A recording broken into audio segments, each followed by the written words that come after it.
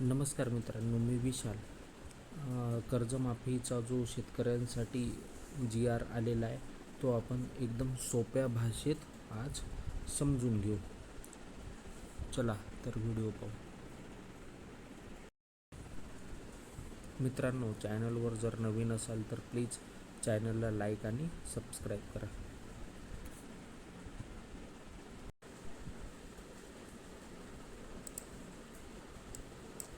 मित्रांनो, याच्यातला सगळ्यात महत्त्वाचा पॉईंट आहे कर्जमुक्ती.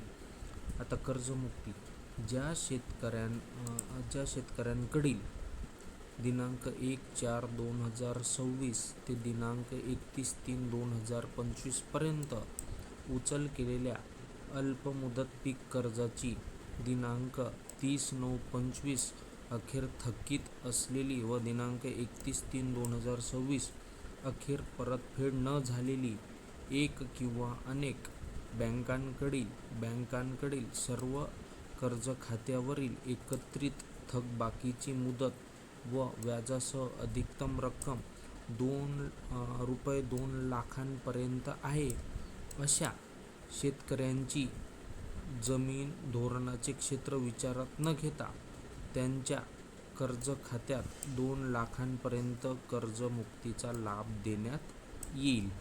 हा आहे 1 नंबरचा पॉईंट. त्याच्यानंतर दिनांक 1/4/2019 ते 31/3/2025 पर्यंत वाटप केलेल्या अल्पमुदत पीक कर्जाचे पुनर्गठन करून मध्यम मुदत कर्जात रूपांतर केलेल्या कर्जामधील दिनांक 30/9/25 रोजी थकीत असलेल्या व दिनांक 31/3/26 अखेर परतफेड न झालेल्या हप्त्यांची मुद्दल व व्याजासह अधिकतम रक्कम 2 लाखांपर्यंत असल्यास त्याच्या कर्जमुक्ती योजनेत समावेश करण्यात येईल.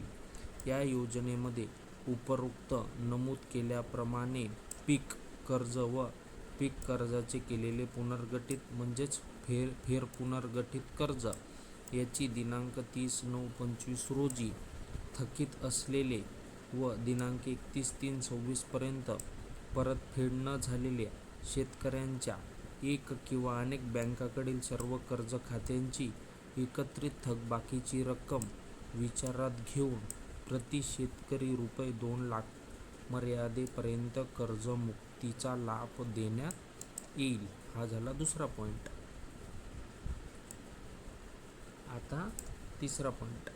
ज्या शेतकऱ्यांना यापूर्वी महात्मा ज्योतिराव फुले शेतकरी कर्जमुक्त योजना 2019 या योजनेचा लाभ मिळाला आहे, अशा शेतकऱ्यांनी दिनांक 1/4/19 ते दिनांक 31/3/25 पर्यंत उचल केलेल्या अल्पमुदत पीक कर्ज व पीक कर्जाचे केलेले फेरपुनर्गठन केलेल्या थकीत हप्त्याची दिनांक 30/9/25 अखेर थकीत असलेली व दिनांक 31/3/26 अखेर परतफेड न झालेली एक किंवा अनेक बँकांकडील सर्व कर्ज खात्यातील एकत्रित थकबाकी मुद्दल व व्याजासह एकूण रक्कम रुपये 50,000 पर्यंत असल्यास त्यांना या योजनेच्या अंतर्गत रुपये 50,000 अधिकतम मर्यादेपर्यंत कर्जमुक्तीचा लाभ देण्यात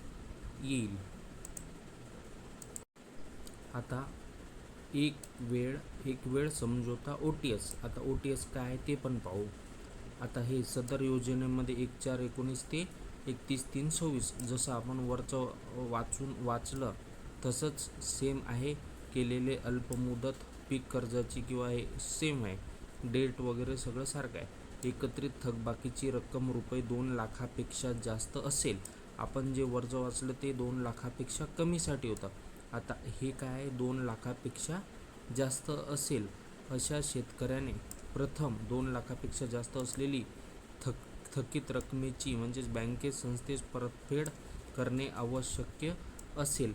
अशी रक्कम परतफेड केल्यानंतरच पात्र शेतकऱ्याला एक वेळा समझोता अंतर्गत म्हणजेच OTS रुपये 2 लाख रकमेचा लाभ देण्यात येईल.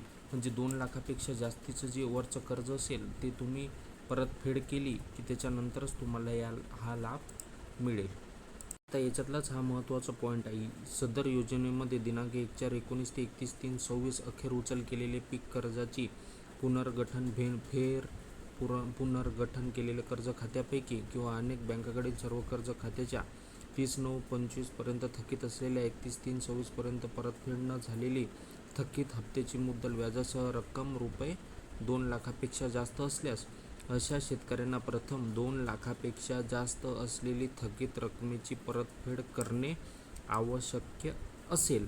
अशी रक्कम परतफेड केल्यानंतरच पात्र शेतकऱ्याला एक वेळ समझोता अंतर्गत म्हणजेच OTS ₹2 लाख रकमेचा लाभ देण्यात येईल. तसेच या योजनेमध्ये शेतकऱ्याला त्याच्या हिश्श्याची ₹2 लाखांवरील रक्कम बँकेमध्ये जमा करण्यासाठी दिनांक 31/3/2027 पर्यंत मुदत देण्यात येईल. तोपर्यंत हे पैसे वरचे भरून टाकायचे, नंतरच तुम्हाला 2 लाख रकमेचा लाभ देण्यात येईल. मित्रांनो आता हा शेवटचा पॉईंट. ज्या शेतकऱ्यांनी यापूर्वी महात्मा ज्योतिराव फुले शेतकरी कर्जमुक्त योजना 2019चा लाभ मिळाला आहे अशा शेतकऱ्यांना 1/4/19 ते 31/3/25 पर्यंत उचल केलेली अल्पमुदत पीक कर्जाचे केलेले पुनर्गठन, थकीत हप्त्याची 30/9/25 अखेर थकीत असलेली व दिनांक 31/3/26 अखेर परतफेड न झालेली एक किंवा अनेक बँकांकडील एकत्रित जे महात्मा ज्योतिराव फुलेचा जो लाभ घेतलेला आहे व्याजासह 50,000 पेक्षा जास्त असलेली अशा शेतकऱ्यांना त्यांच्या थकीत रकमेपैकी 50,000 वरील संपूर्ण थकबाकी बँकेमध्ये जमा केल्यानंतर त्यांना ₹50,000 प्रति शेतकरी कर्जमुक्तीचा एक वेळ समझोता योजनेचा लाभ देण्यात येईल. म्हणजेच तुम्ही जर याच्या आधी महात्मा ज्योतिराव फुले शेतकरी कर्जमुक्त योजनेचा लाभ घेतला असेल आणि 50,000 वरील जी रक्कम आहे तुमची ती जर तुम्ही बँकेत भरली त्याच्यानंतरच तुम्हाला ह्या 50,000चा लाभ घेता येईल. तसेच या योजनेमध्ये शेतकऱ्यांना त्यांच्या हिश्श्याची 50,000 वरील रक्कम बँकेमध्ये जमा करण्यासाठी 31/3/2027 पर्यंत मुदत देण्यात येईल. तर अशा प्रकारे तुम्हाला संपूर्ण सांगितलं, शॉर्टकटमध्ये सांगितलेलं आहे. अशा प्रकारे